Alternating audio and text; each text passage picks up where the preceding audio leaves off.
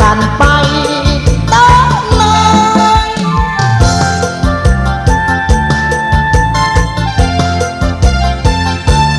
ปืนบ่มีลูกยิงถูกกะบ่ตายคนที่รักลูกควายมันจังอึบกันเมื่อเจ้าที่เล่ามันจังอ้อกันตีกลอง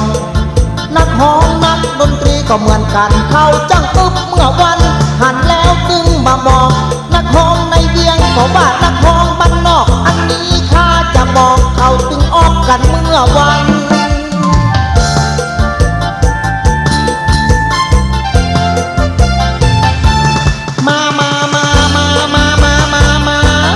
ปากกำไดก็ว่ามาเกิดเป็นมายังดีกว่าคนบ่ต้องตุกอกก็ตุกใจจะยะอย่างใดใครตึงบอกว่าอายนี้ใครเกิดเป็นมาถ้าเป็นไปได้อย่างว่าคือน้องเป็นมาก็แม่ดำอันตัวอายตองจะเป็นมาปูโกงเดือน12ไอ้ตองจะเฮาโง่แล้วมาปูโกงจะไปตัวมาแม่ดำ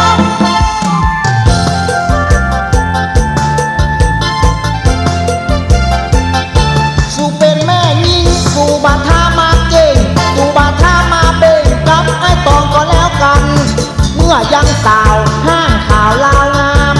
เป็นแม่แห้งแม่เฮือนก็ไปแล้วให้ตึงบ่พ่อแห่แล้วแม่ย่าแม่ยิงพูดตามความจริงนะแม่ปอยเป็ดแก้วก่อนแก่ตัวนั้นกลับไปแล้วโน้มสู่จะเหี่ยวสู่จะบ่มีราคา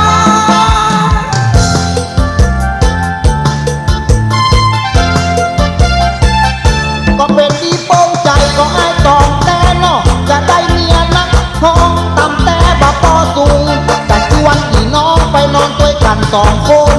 สลีกับบ่สูงพอเพียงตาซอกเปิ้นว่ายักนาโปงตีนจังเป็นหอยะนาดอกเป็นข้าวเจ้าใบหลอด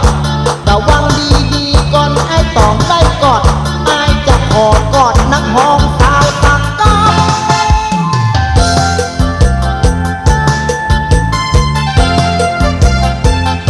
ห้องยะส่วนยามันจะปลูกพักเปิ้นว่าข้างนั้นเลิกมันบ่เตอก็คายหัวเป็นว่าแม่ยิงคนใดบ่มีผัวก่อนไปหีหัวมันก็ต้องตามแม่ไอ้นี้ใครได้เอาเป็นแฟนอาจจะล็อกล่อหูแหวนเอาจนเป็นยางติ้ว